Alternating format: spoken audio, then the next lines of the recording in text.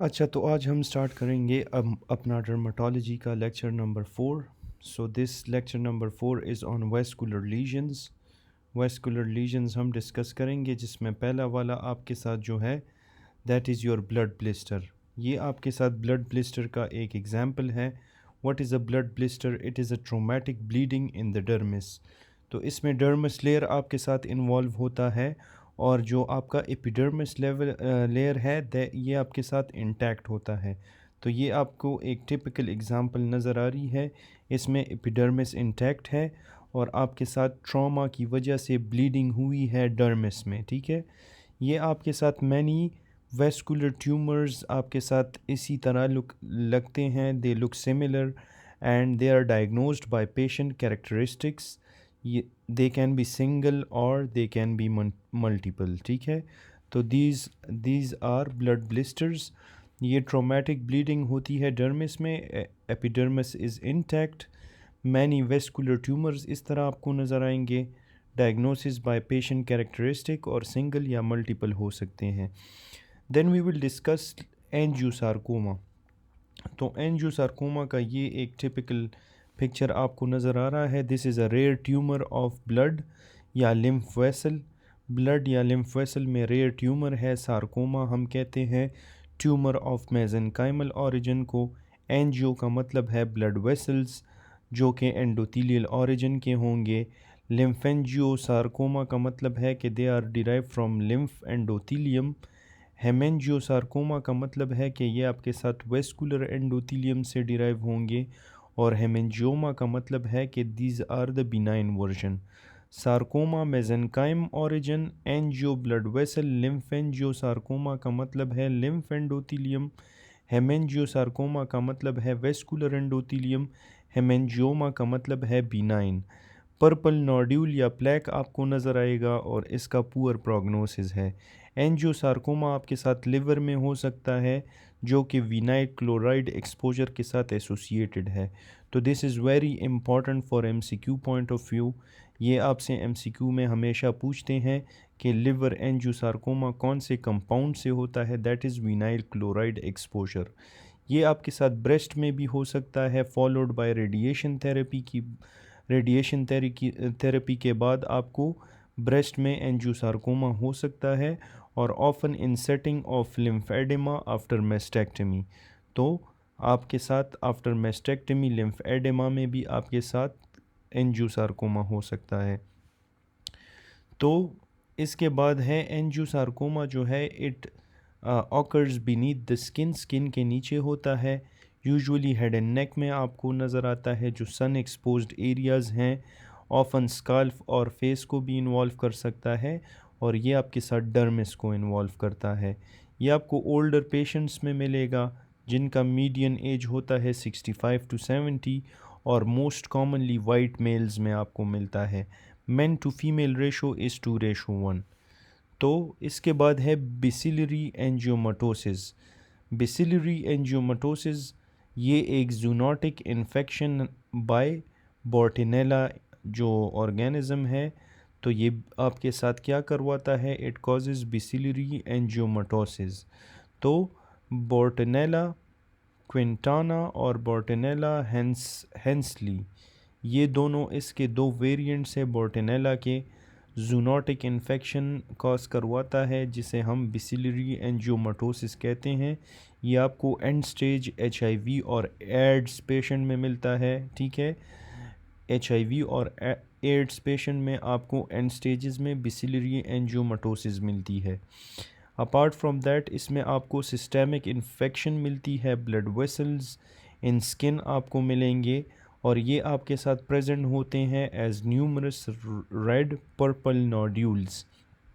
तो ये red purple nodules इसके लिए टिपिकल फीचर है, और ये आपको सिमिलर अपीयरेंस टू कपोसी सार्कोमा इसकी होती है। फिर कपोसी सार्कोमा क्या होता है, ये भी एचआईवी एड्स में आपको मिलता है। एंजियोप्लोरिफ्रेशन इसमें मिलती है, ये HHV8 वायरस की वजह से होता है। ये आपने याद रखता है, ये आपने याद रखना है, क्योंकि HHV8-16 का और फंक्शन है।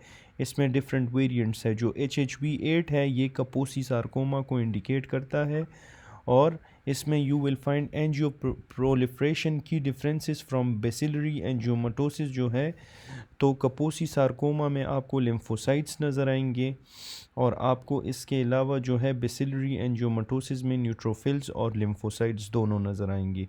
तो दिस इज़ अ की डिफरेंस बिटवीन देम के कपोसी में सिर्फ लिम्फोसाइट्स होंगे, बेसिलरी एंजियोमाटोसिस में you see both of them lymphocytes and neutrophils.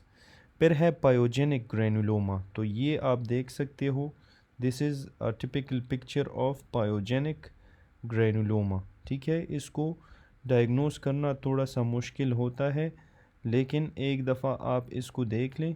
ठीक है, तो what is pyogenic granuloma? Pyogenic granuloma जो है ये आपके साथ, इसको हम लोब्यूलर कैपिलरी हेमेंजियोमा भी कहते हैं। ये बिनाइन वेस्कुलर ट्यूमर है। ब्लड वेसल हाइपरप्लेजिया आपको इसमें नज़र आएगी due to growth stimuli. Most oftenly skin में होगा, trunk, arms, legs, head and neck पे आपको नज़र आता है। इट कैन बी म्यूकोजल, जिसमें लिप्स और गम्स को भी इन्वॉल्व कर सकता है। और क्लासिकल स्टिमुलाई, जो क्लासिक स्टिमुलाई इसका है वो है प्रेगनेंसी और ट्रॉमा। ये आपके साथ ऑफन ब्लीड करता है प्रोफ्यूजली और इसको हम सर्जिकली रिमूव करेंगे। तो pyogenic granuloma is a benign tumor, blood vessel की हाइपरप्लेजिया होती है due to any sort of growth stimuli. या आपको different areas, trunks, arm, legs, head, neck, mucosa, lips, gums, इन सब को इन्वॉल्व करता है। इसका स्टिमुलाई है प्रेगनेंसी और ट्रॉमा, प्रोफ्यूजली ब्लीड करेगा और इट इज़ रिमूव्ड सर्जिकली। फिर इसके बाद है cherry hemangioma. What is a cherry hemangioma? ये आपको नज़र आ रहा है, this is a cherry hemangioma. ठीक है, cherry hemangioma is a benign capillary proliferation. ये आपको कॉमन इन मिडिल एज और एल्डरली पेशेंट में मोस्ट कॉमनली मिलता है और ये आपके साथ डेवलप होता है विद एजिंग। यूजुअली मल्टीपल आपको नज़र आते हैं और ट्रंक पे आपको नज़र आते हैं और दे में ब्लीड फ्रॉम ट्रॉमा। फिर है सिस्टिक हाइग्रोमा। तो सिस्टिक हाइग्रोमा बहुत इम्पॉर्टेंट चीज़ है। ठीक है, this is associated with Turner syndrome, ये आपने लाजमी याद रखना है। ठीक है, दूसरी बात ये है कि कॉन्जेनिटल मालफॉर्मेशन इसमें आपको मिलती है न्यूबॉर्न्स में और आपको इसमें एक लार्ज सिस्ट नज़र आएगा विच कंटेन्स लिम्फ। ठीक है, जो बिनाइन होगा, तो इसमें एक लार्ज सिस्ट होगा which contains lymph. It is caused by obstruction of the lymph drainage. तो लिम्फ ड्रेनेज के लिए कोई भी ऑब्स्ट्रक्शन हो जाए तो इट कॉजेज सिस्टिक हाइग्रोमा और ये आपके साथ क्लासिकली डेवलप होता है इन द नेक। तो ये नेक में आपको जो नज़र आ रहा है, this is cystic hygroma. Cystic hygroma क्या है, ये आप आइडेंटिफाई कर सकते हो प्रीनेटल अल्ट्रासाउंड के साथ और इसमें there is increase risk of fetal aneuploidy और मालफॉर्मेशन। तो फीटल एन्यूप्लॉइडी या मालफॉर्मेशन का रिस्क इसमें होगा। ये मैं आपको कह रहा था कि डाउन सिंड्रोम के साथ और टर्नर सिंड्रोम के साथ it is associated. Most commonly Turner syndrome में आपको ये एमसीक्यू देते हैं कि सिस्टिक हाइग्रोमा किसके साथ एसोसिएटेड होता है। Apart from that cystic hygroma में आपको कार्डियक और स्केलेटल मालफॉर्मेशंस भी नज़र आएंगे और there will be increase risk of miscarriage और fetal death often found together with nuchal translucency. तो ये न्यूकल ट्रांसलूसेंसी जो है ये आपको ट्राइसोमी 21 और टर्नर दोनों में मिलता है और ये आपको सिस्टिक हाइग्रोमा में भी मिलेगा। तो सिस्टिक हाइग्रोमा क्या है? This is a congenital malformation, large cyst होता है जिसमें लिम्फ आएगा और इट डिवेलप्स ऑन द नेक। ये प्रीनेटल अल्ट्रासाउंड से आइडेंटिफाई होता है। इंक्रीज रिस्क ऑफ डाउन और Turner syndrome, cardiac skeletal malformation और इसके अलावा इंक्रीज रिस्क ऑफ मिसकैरेज होगा या फीटल डेथ हो, often together with nuchal translucency. फिर इसके बाद आता है Glomus tumour. This is important. Glomus tumour जो है ये आपके साथ डर्मस ऑफ द स्किन में होगा, structure in the dermis of the skin जिसे हम ग्लोमस बॉडी कहते हैं और most numerous in fingers and toes, बहुत ज़्यादा ये ग्लोमस बॉडीज़ आपको बहुत ज़्यादा मिलेंगी फिंगर्स एंड टोज़ पे। It contains modified smooth muscle sales, तो इसमें आपके साथ स्मूथ मसल सेल्स होंगे जिसका काम है कि ये आपके साथ स्किन टेम्परेचर को रेगुलेट करते हैं। अपार्ट फ्रॉम दैट ये क्या करेंगे कि it shunts blood away from the surface in cold, और ये आपके साथ हेल्प करता है in preservation of the heat. Glomus tumor एक बिनाइन ग्रोथ है of modified smooth muscle cells. Modified smooth muscle cells का एक बिनाइन ग्रोथ होता है जो फिंगर्स और टोज़ में होता है, यूजुअली टिप्स और एंड्स पे। इसमें आपको subungual under the nail bed भी ये मिलेगा। This is very important for Glomus tumour. जब भी ग्लोमस ट्यूमर के बारे में ये आपसे पूछेंगे तो मोस्ट ऑफ द केसेस में they will mention that there is a subungual modified smooth muscle cells under the nail bed जो है, तो दैट इज़ ग्लोमस ट्यूमर। ये पिंक पर्पल पैप्यूल होगा या नोड्यूल, और painful specially when expose to cold. तो this is important कि ये कब पेनफुल होगा, जब आप इसको एक्सपोज करते हो टू कोल्ड। इसमें आपको पैरोक्सिज्म्स ऑफ पेन मिलेंगे, रिपीटेड पेन आपको मिलेगा, पैरोक्सिज्म्स में मिलेगा, ठीक है। पेन आएगा फिर जाएगा, फिर आएगा फिर जाएगा। और कोल्ड सेंसिटिविटी होती है, जब भी बंदा इज़ एक्सपोज टू कोल्ड उसको पेन होगा। फिर इसके बाद है strawberry hemangioma. Strawberry hemangioma is a benign hemangioma, ये आपको नज़र आ रहा है, ठीक है, बिल्कुल स्ट्रॉबेरी की तरह होगा। Excess proliferation of blood vessels इसमें आपको नज़र आती है। ये अपीयर होता है in newborns, common up to 10% Caucasian babies in some studies. Usually single region होता है, नॉट प्रेजेंट एट बर्थ, और आइडेंटिफाई होता है in the first few days और months after birth. Involute within a few years, तो ये खुद involute होता है within a few years. तो this is a case of strawberry hemangioma, ठीक है, इसको आप देख लें। ये एक बिनाइन हेमेंजियोमा है, एक्सेस प्रोलिफरेशन हुई है ब्लड वेसल्स की, न्यूबॉर्न्स में होता है, 10% कोकेशियन बेबीज़ में, सिंगल लीजन होता है, not present at birth, identify होगा आफ्टर अ फ्यू डेज और मंथ्स, और ये इनोव्यूलेट होता है इन अ फ्यू ईयर्स। फिर इसके बाद है नेवस सिम्प्लेक्स। नेवस सिम्प्लेक्स को हम स्टॉर्क बाइट भी कहते हैं या सैल्मोन पैच। तो ये हमने पिछले वीडियो में ऑलरेडी डिस्कस किया है, ये बिहाइंड द नेक बेबीज़ में होता है। This is a capillary mall formation, और ये आपके साथ एक ट्यूमर नहीं है। कैपिलरी माल फॉर्मेशन की वजह से आपको एक salmon patch on the neck of the babies नज़र आएगा, जिसे हम नेवस सिम्प्लेक्स कहते हैं या स्टॉर्क बाइट भी से हम कहते हैं। It is common on eyelids और बैक ऑफ द नेक, तो ये आपके साथ नैप ऑफ द नेक या आईलिड्स और बैक पे होता है। बर्थ मार्क भी इसे हम कहते हैं, और ये एक पिंक रेड मैक्यूल होता है अप टू 60% ऑफ इन्फेंट्स में, और ये ख़ुद ब खुद फेड होता है within the first few years of life, ठीक है। So this is nevus simplex. Now there is nevus flammeus. Nevus flammeus आपको ये नज़र आ रहा है फेस पे, इसको हम पोर्ट वाइन स्टेन भी कहते हैं, ठीक है, पोर्ट वाइन स्टेन। तो ये क्या है, this is actually a malformation of the dermal capillaries and venules. तो जो स्किन की कैपिलरीज और वेन्यूल्स हैं उनमें आपके साथ क्या होता है, क्या होती है, उसमें मालफॉर्मेशन होती है। This is low blood flow इसमें आपको नज़र आएगी। देर इज़ अ पिंक और रेड पैच आपको नज़र आएगा, और ऑफन ये आपके साथ क्या होता है, यूनिलैटरल।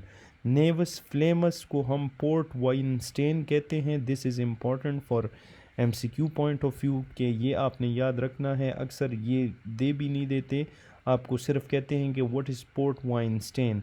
तो it is a unilateral pink और red patch which has slow या low blood flow. It is due to the malformation of dermal capillaries and venules.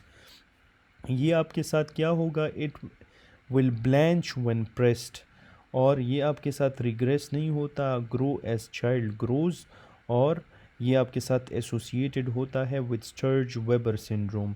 इसका एसोसिएशन है विद स्टर्ज वेबर सिंड्रोम। फिर इसके बाद है स्किन इन्फेक्शन, जिसमें आपके साथ एम्पिटाइगो आता है। तो impetigo is a superficial skin infection. ये हमने ऑलरेडी पिछले वीडियो में डिस्कस किया है।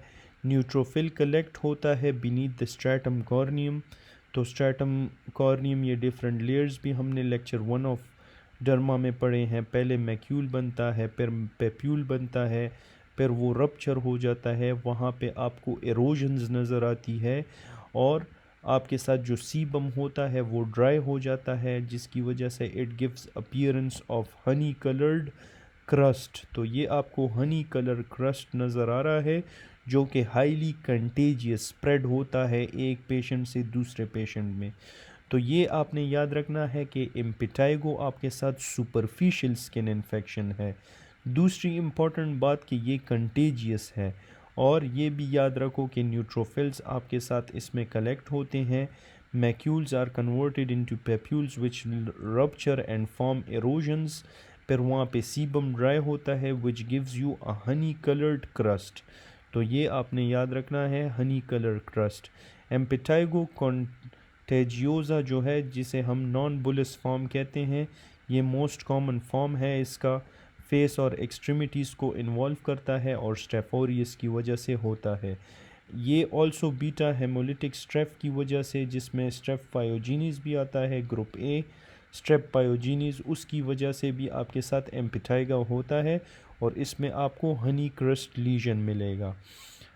अच्छा, एम्पिटाइगो में हमने पढ़ा, एक हमने एम्पिटाइगो कॉन्टेंजियोजा जो नॉन बुलिस फॉर्म है, ठीक है, जो आपके साथ स्टेफोरियस या स्ट्रेप पायोजीनीस, ये अपने याद रखने हैं कि जो नॉन बुलिस फॉर्म है वो इन दोनों ऑर्गेनिजम्स की वजह से होता है और इसमें आपको हनी क्रस्ट लीजन मिलेगा। लेकिन जो आपके साथ बुलिस एम्पिटाइगो है, दिस इज़ अ बुलिस एम्पिटाइगो, ठीक है, ये आप देख सकते हो, ये आपको चिल्ड्रन में नज़र आएगा। ये भी स्टेफ ओरियस की वजह से होता है और इसमें mainly trunk is involve, trunk will be involved. अच्छा, फिर है स्टेफ ओरियस एक्सोफोलिएटिव टॉक्सिन, ठीक है, एक्सफोलिएटिव टॉक्सिन जो है स्टेफोरियस में पड़ा होता है, ठीक है, जिसे हम एक्सफोलिटिन कहते हैं। ये क्या करता है, इट डिस्ट्रॉयज़ द केराटिनोसाइट अटैचमेंट। तो केराटिनोसाइट जहाँ पे अटैच होते हैं उनकी अटैचमेंट को ये डिस्ट्रॉय करता है ये टॉक्सिन, और ये आपके साथ क्लीव करेगा डेस्मोग्लिन 1 कम्प्लेक्स को। ये डेस्मोग्लिन 1 कम्प्लेक्स को आपके साथ क्लीव कर देता है, जो आपके साथ एक डेस्मोसोम प्रोटीन है, और ये लिंक करता है केराटिनोसाइट्स को टुगेदर। तो मेनली जो स्टेफ ओरियस का एक्सोफोलिएटिव टॉक्सिन है वो क्या करता है कि वो इस डेस्मोग्लिन 1 को डिस्ट्रॉय करता है, जिसकी वजह से केराटिनोसाइट एक दूसरे के साथ लिंक नहीं हो सकते।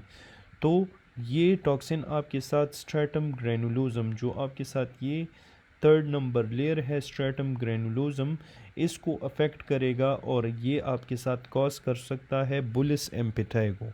It can cause bullous impetigo. फिर इसके बाद है स्कैल्डेड स्किन सिंड्रोम। तो ये आपको नज़र आ रहा है स्कैल्डेड स्किन सिंड्रोम, ये आपको बेबी भी दिया है, तो इससे याद रखो कि ये बेबीज़ में होता है।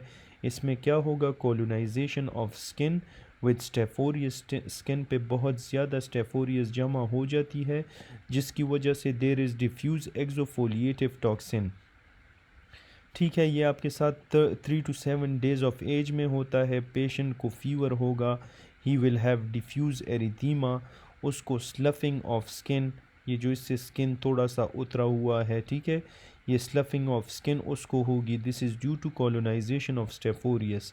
और then there is damage of the intra epidermal junction, उसको डैमेज होगा। ये आपके साथ ख़ुद ब खुद कम्प्लीटली हील होता है और स्कार नहीं छोड़ता।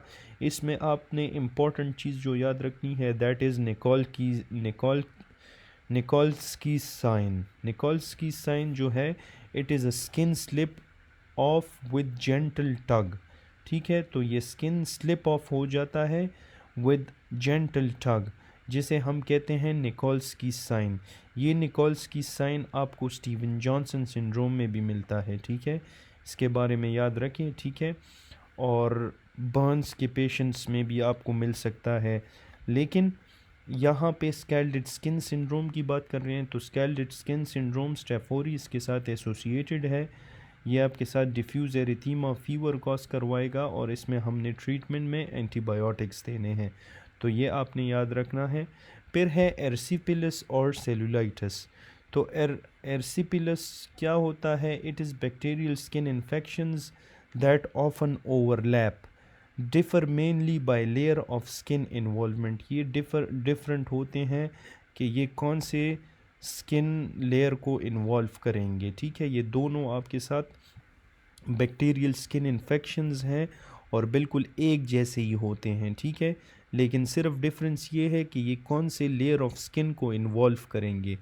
फिर अगर ये स्किन ब्रेक या ट्रॉमा हो जाए, जब भी एक पेशेंट का स्किन टूट जाए या किसी को ट्रॉमा हो जाए, तो उसकी वजह से क्या होता है कि द बैक्टीरिया इंटर्स। तो जब भी बैक्टीरिया इंट्री होती है, there is redness and warmth.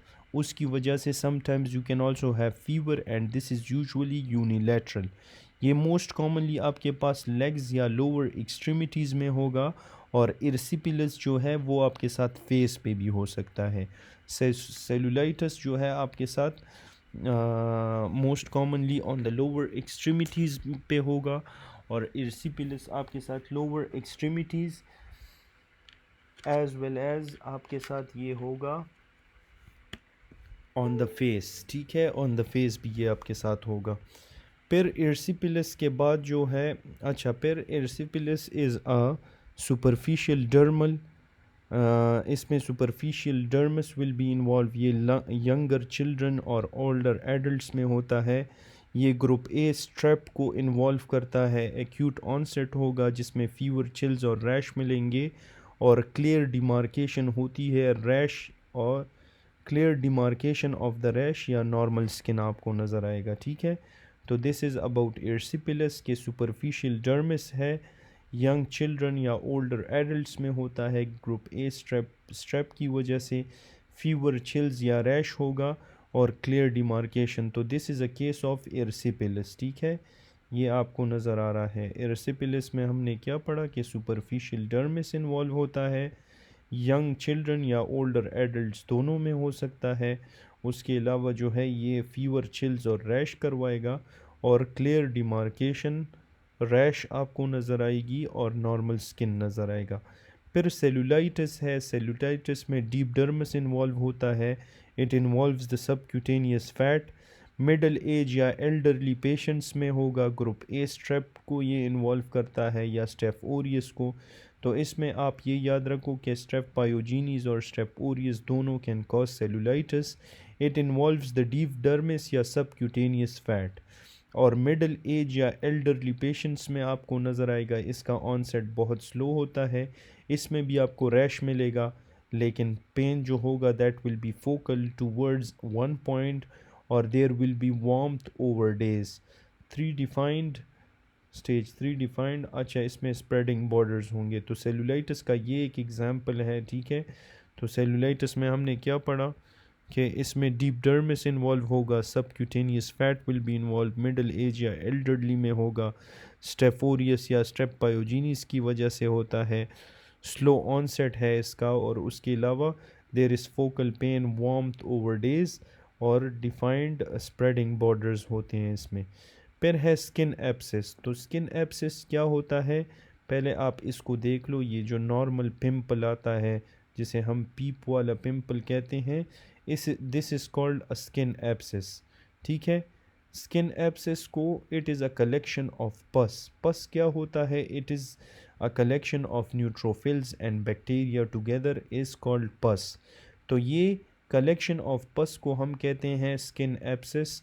Walled off in dermis और सबक्यूटेनियस स्पेस। ये वॉल होगा इन द डर्मिस और सबक्यूटेनियस स्पेस में। यूजुअली स्टेफोरियस को इन्वॉल्व करता है। There is red painful nodule. ये आपको टेंस रेस्ड स्किन इसमें नज़र आएगा। जब भी ये पिंपल आपको नज़र आता है, इसका ये स्किन ऊपर की तरफ आया होता है, तो that is because there is raised skin. वो स्किन बहुत ज़्यादा टाइट हुआ होता है। वो आपके साथ रेड भी होता है और आपके साथ पेनफुल भी होता है, ठीक है। Most of you might have observe this already. And it में कम्प्लिकेट, ये आपके साथ कम्प्लिकेट भी हो सकता है, सेलुलाइटिस में डेवलप हो सकता है, इरसिपिलिस में डेवलप हो सकता है। तो इसके लिए हम बेस्ट ट्रीटमेंट क्या है, इंसिजन और ड्रेनेज आपने इसकी करनी है, ठीक है। पहले आपने इसको छोड़ना है, when this fully matures directly do incision and drainage, ठीक है। फिर उसके बाद we will discuss about necrotizing fasciitis। तो necrotizing fasciitis आपके साथ इन्फेक्शन है ऑफ द फेशिया, ये इन्वॉल्व करता है muscle fascia and subcutaneous fat को। उसके अलावा इट लीड्स टू डिस्ट्रक्शन या necrosis of the tissue above the fascia. तो फेशिया के अबव जो टिश्यू होगा उसकी डिस्ट्रक्शन या नेक्रोसिस कॉज करवाता है।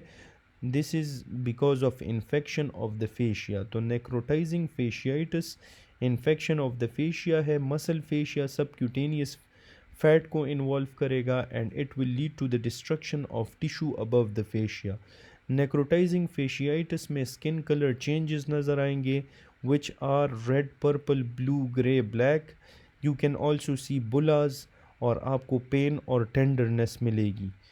It may be out of proportion to the exam, apparently minor rash with exquisite tenderness आपको नज़र आएगी। minor rash होगा, बहुत सी tenderness होगी। patient may mistake infection for muscle injury। तो वो कहेगा, patient कहेगा कि there is infection instead of उसको मसल इंजरी हुई है, नेक्रोटाइजिंग फेशियाइटिस हुआ है। इवेंचुअली पेन स्टॉप होता है ड्यू टू एनेस्थीसिया अगर आप उसको दोगे, और फ्रॉम नर्व डिस्ट्रक्शन। तो दिस इज़ नेक्रोटाइजिंग फेशियाइटिस। ये इसका एक इमेज आपको मैं दिखा देता हूँ, you can appreciate this image. This is a typical image of necrotizing fasciitis.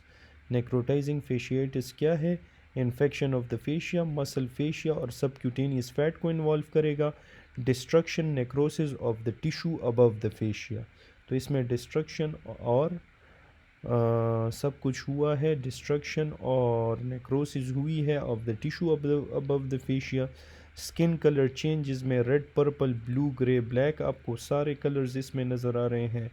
Red भी है, पर्पल भी है और ब्लू भी है, ब्लैक भी आपको नज़र आ रहा है इसमें, ठीक है। तो ये सारे कलर्स आपको इसमें नज़र आएंगे। ब्लैक, इसमें बुला फॉर्मेशन भी होती है, पेन बहुत ज़्यादा होगा, आप देख सकते हो कि ये कितना पेनफुल होगा, ठीक है। उसके अलावा there will be tenderness may be out of proportion to the exam.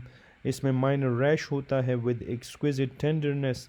Patient में mistake infection for muscle injury, eventually pain stops from nerve destruction.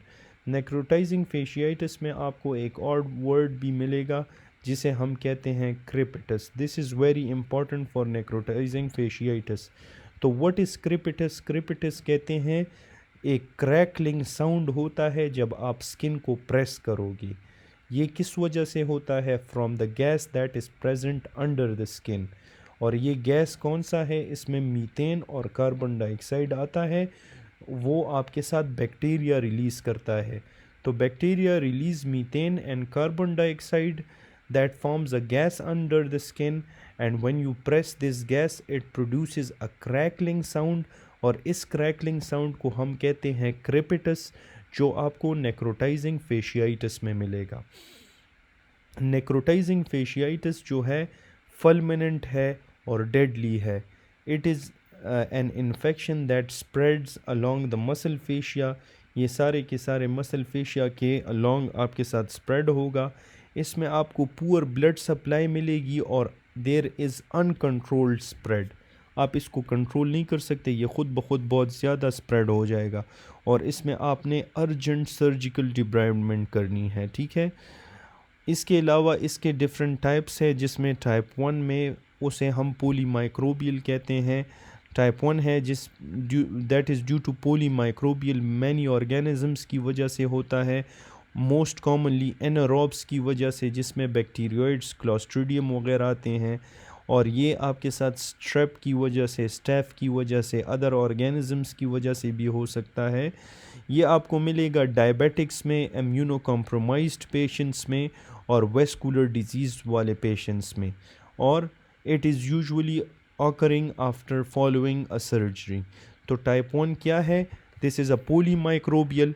पोलीमाइक्रोब्स में कौन से हैं? मोस्टली एनारोब्स हैं, जिसमें बैक्टीरियोइड्स और क्लोस्ट्रीडियम आता है।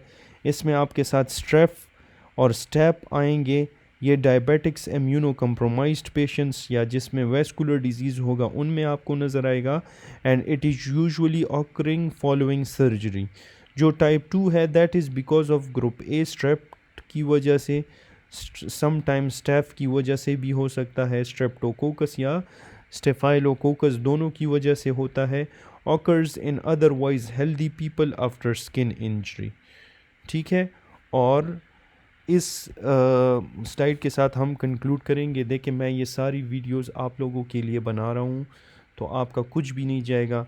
Just at the last 5-10 seconds में आपको मेरे पेज का जो बैनर है वो आ जाएगा। Just do subscribe it, I would really appreciate your help. I am making all these videos to help you people, so I expect that I get your support in response. So the last type is the classical case of necrotizing fasciitis, which is due to minor skin trauma or diabetic immunocompromised after surgery. ठीक है, ये आपको diabetic immuno compromised patients में मिलेगा after surgery. You will see redness या warmth आपको मिलेगी, can be confused with cellulitis, और इसमें pain out of proportion to exam आपको मिलेगा। There will be fever and hypotension. ठीक है, तो there are 3 types of necrotizing fasciitis. Type 1 polymicrobial, often anaerobes bacteroides clostridium की वजह से, जिसमें स्ट्रेफ और स्ट्रेप्टोकोकस स्टेफाइलोकोकस आते हैं। Diabetic immuno compromise vascular disease में फॉलोइंग सर्जरी। टाइप 2 है ग्रुप ए स्ट्रेप की वजह से या स्टेफ की वजह से भी हो सकता है।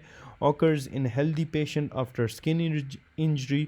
और then there is a classical case जिसमें माइनर स्किन ट्रॉमा होता है, diabetic immunocompromised after surgery.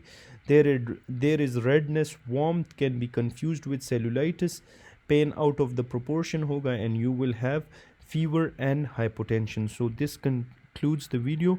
Please do like, share and subscribe to this channel. Thanks for watching and see you in the next video.